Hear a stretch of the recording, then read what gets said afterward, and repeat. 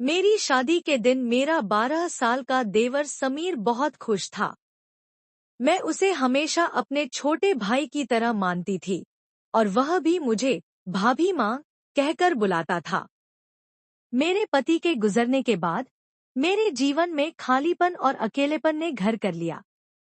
उस वक्त मेरे सास ससुर भी नहीं थे और परिवार में समीर के अलावा कोई मेरा सहारा नहीं था। शुरुआत में समीर मुझे हमेशा हिम्मत देता। वह कहता, भाभी, आप चिंता मत कीजिए, मैं हूं ना, आप इस घर से कहीं मत जाइए, मैं आपको कभी अकेला महसूस नहीं होने दूंगा। उसकी बातों में मासूमियत और जज्बा था, जिसने मुझे ताकत दी। रातों को अकेले सोने का डर मुझे घेर लेता था। सर्दियों की ठंडी रातों में समीर ने खुद एक बार कहा, भाभी, आप मेरे कमरे में आकर सो जाइए, यहाँ आपको ज्यादा आराम मिलेगा। पहले तो मुझे यह अजीब लगा, लेकिन मैंने उसकी बात मान ली। समीर ने मेरी हर छोटी बड़ी जरूरत का ध्यान रखा। वह हमेशा यह सुनिश्चित करता कि मैं ठीक से खा रही हूँ और अपना ख्याल रख रही हूँ। एक दिन उसने होटल से खाना लाकर मुझे दिया और कहा, भाभी, मुझे खाना बनाना नहीं आता, लेकिन मैंने सोचा कि आपको भूखा नहीं रहने दूं। आप मुझे माँ की तरह हो और मैं आपको कभी दुखी नहीं देख सकता। समीर की यह बातें सुनकर मेरी आंखें भर आईं। इतने छोटे से बच्चे में इतनी परिपक्वता देखकर मुझे महसूस हुआ कि वह सिर्फ मेरा देवर नहीं, बल्कि मेरे लिए अब मेरा सहारा बन गया है। समीर ने धीरे धीरे घर की जिम्मेदारियां संभालनी शुरू की। उसने पढ़ाई के साथ साथ मेरे लिए भी समय निकालना शुरू किया। एक दिन उसने मुझसे कहा, भाभी, हम दोनों को मिलकर इस परिवार को संभालना है। भाई ने मुझे जो सिखाया था, मैं उसे कभी नहीं भूलूंगा। आप बस मेरा साथ दीजिए। समीर की यह बातें मुझे प्रेरणा देती रहीं।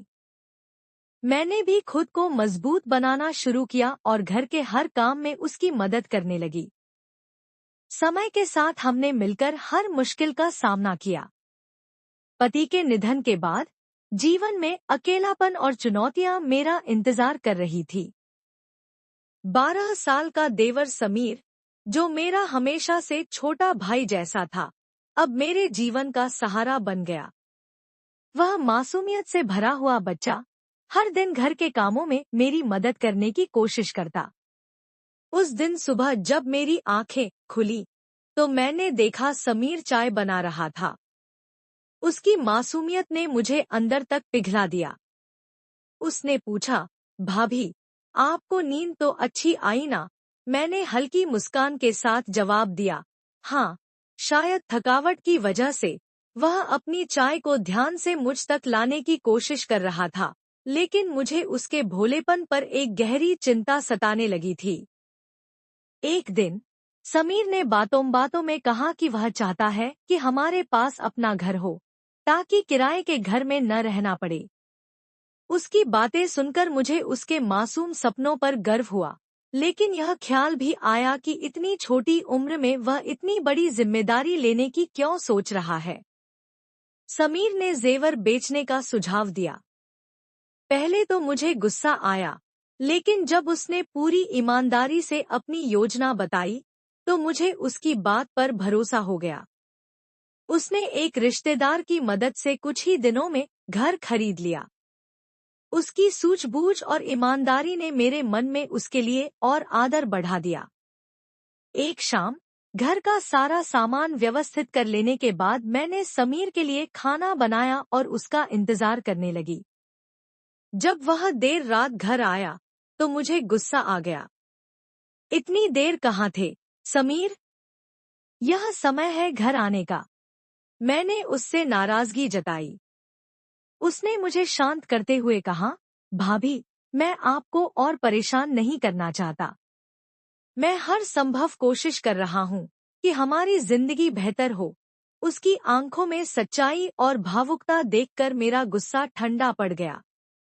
अगले दिन समीर ने मुझसे कहा कि वह एक स्कूल में दाखिला लेना चाहता है ताकि पढ़ाई पूरी कर सके और बड़ा होकर हमारी जिम्मेदारी संभाल सके। उसकी बातें सुनकर मुझे गर्व और खुशी दोनों हुई। मेरे शब्द अचानक रुक गए। मैं चुपचाप पलटकर अपने कमरे में चली आई और दरवाजा बंद कर लिया। दिल तेजी से धड़क रहा था और मैं यह सोच भी नहीं पा रही थी कि समीर मुझसे ऐसी बातें कर सकता था। मुझे हमेशा उसे अपने बच्चों की तरह समझने की सलाह दी गई थी, क्योंकि उसकी मां नहीं थी और उसका पिता भी नहीं था। मेरे पति ने कहा था, तुम ही उसकी मां हो, उसे अपनी संतान जैसा प्यार दो, पर अब वही लड़का मेरी इज्जत को ठेस पहुंचा रहा था। इसने मुझे गहरे दुख में डाल दिया। अब तक मैंने सोचा था कि समीर मेरे लिए एक बच्चे जैसा है, लेकिन उसकी हरकतों ने मुझे गहरी निराशा में डाल दिया। मैं सोचने लगी थी कि अब से मैं समीर से कभी बात नहीं करूंगी। यह घर मेरे नाम था और अगर वह मुझसे ऐसे बात करेगा तो उसे घर से बाहर निकाल दूंगी। मेरा गुस्सा अब फूट पड़ा था। सुबह होते ही मैंने समीर के कमरे का दरवाजा जोर जोर से पीटना शुरू किया, लेकिन मुझे एहसास हुआ कि दरवाजा अंदर से बंद था। जब मैंने दरवाजा खोला तो पाया कि समीर कहीं गया था। कमरे में कुछ भी नहीं था।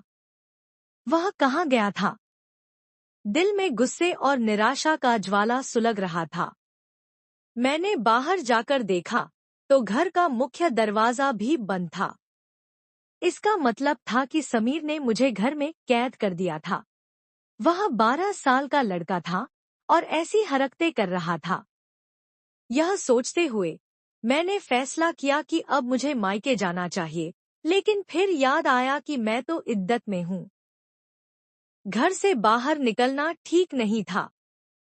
समीर की इन हरकतों ने मुझे और भी अकेला महसूस करवा दिया। 1 महीने में उसने कितना बदल लिया था। क्या मुझे औलाद मिलती तो क्या मेरी स्थिति ऐसी होती? लेकिन अब मेरे पास एक ही रास्ता था, समीर को सीधे बता देना कि वह इस घर में नहीं रह सकता। शाम के करीब, जब रात का समय शुरू भी नहीं हुआ था, दरवाजे पर जोर से दस्तक हुई।